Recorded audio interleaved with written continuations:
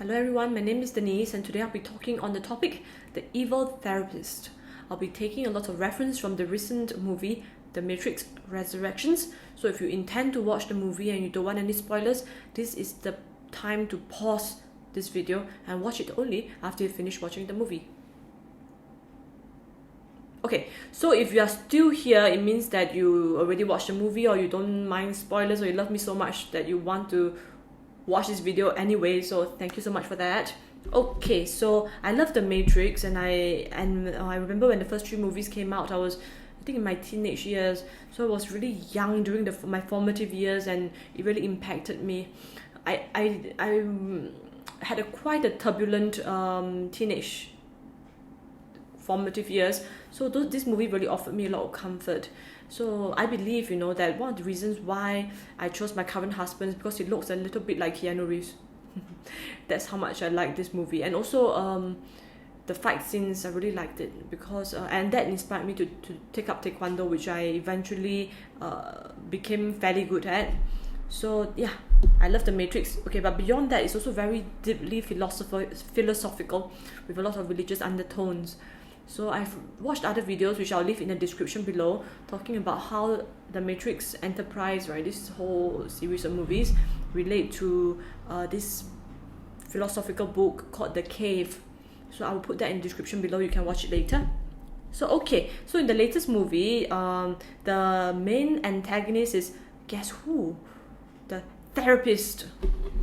Oh, and that really rocks because I'm a counselor, I'm a therapist myself, and I've received a lot of counseling, so I really know how much power a counselor can wield, either for good or for evil, but usually both. Because remember, there's always a shadow in every therapist, so there'll be days that we are not so on the ball, that's when we are more on the shadow side. So this movie is a good reminder about how much power we can wield. Okay, so CBT, Cognitive Behavior Therapy, I believe that's the modality that Neil Patrick Harris, the therapist, was using in the movie. So Neil, Thomas Anderson, has a therapist who's played by Neil Patrick Harris. And in this whole show, right, Neil was plagued with this sense of, like, especially when he was still plugged in the Matrix, plagued with this sense that things are not real, there's a reality that's more real than this, and he has this tendency to want to jump off buildings. Remember, in reference to the first movie where he's challenged to overcome his mind, to jump from one building to another building top, one building top to another building top. So he tried to do that.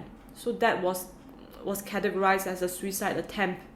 So even then, as he was being rehabilitated, given the blue pill, which he takes like antipsychotics, it's like a reference to antipsychotics, and then he still goes for his therapy, which is probably cognitive behavior therapy. So CBT is supposed to be the gold standard for treating things like depression, anxiety, and even psychosis. So in this show, CBT was used to do the opposite, to make a person so-called believe things that are not real, to keep them grounded in this matrix instead of searching for the higher truth. So is it possible that CBT be used in a wrong way in reality as well? I suppose the answer is yes. Okay, let me give you an example. For example, a very beautiful young girl walks in. She's maybe 25. So when she was young, her early childhood experience is that she was molested when she was 5 years old, when she was in a lift by herself. So as a result, she has a dysfunctional assumption. No, she had a core belief about herself. Her core belief is that I'm vulnerable to being taken advantage of.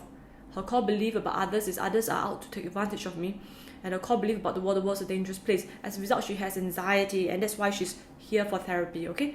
So that's the core belief. Her dysfunctional assumption is, if I keep a distance from people, I will be safe. If I don't trust people so easily, I'll be safe. Compensatory strategies, she does things like don't go to the lift by herself at night alone, don't go home too late, don't drink too much alcohol in public gatherings, okay? And then now she has an antecedent, like when something happens, she have automatic thoughts and the consequences. Okay, so let's say if I'm a therapist and I say, okay, this is a classic anxiety case. So I say, okay, a core belief is that you're vulnerable, right? And you're afraid of taking leaves at night alone. So how about we do an exposure therapy? So I say, okay, go home tonight, very late, 11:30, and take the lift by yourself. And when you reach your floor and you reach home safely, you have overcome your fear and you'll be less anxious. So that is quite silly because I haven't assessed whether the core beliefs still remain. Because at 25, she can be super attractive still, which makes her actually more vulnerable than the rest of us for sexual abuse. And also, is her neighborhood safe? Or is she still living in the same neighborhood that she lived in when she was young, which is not so safe? So if all these factors actually shape her core belief, then she's not in any way delusional, or what's the word? Delusional would be too strong. In this case, I would say her core beliefs are not in any way dysfunctional. They're actually there for a purpose and they're quite good. In that case, there are a lot of other things I can work with her, like how about moving to a safer place, or about how about picking up a martial art to keep yourself safe, and also to build up confidence. Stuff like that. Or how about working an earlier shift, don't work late shift, stuff like that. So there are a lot of other things I can work on instead of just trying to say that you got distorted thinking, because the thinking may not be distorted and may still be very relevant for the current context. So what I'm saying is that as a therapist, right, we really need to understand that people's core beliefs are there for a reason, and they may not be dysfunctional. Although our training actually predisposes us to think that way, we need to bracket that even and to look at it from a distance and critique ourselves. Okay, next. Okay, there's one modality that I really like, which is choice theory reality therapy. It believes that everybody, all the actions, all our actions, I'm included, are driven by 5 basic needs: survival, love and belonging, fun, freedom, and self-empowerment.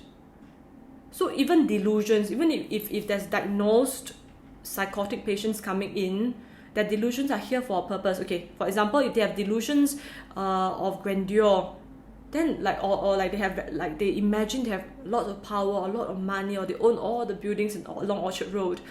So that is because there's a strong power need that needs to be filled. So there's a purpose for that delusion. If you don't understand that, then it's very hard to understand why they got this kind of core beliefs, okay? This kind of delusions. So delusions are there for a purpose.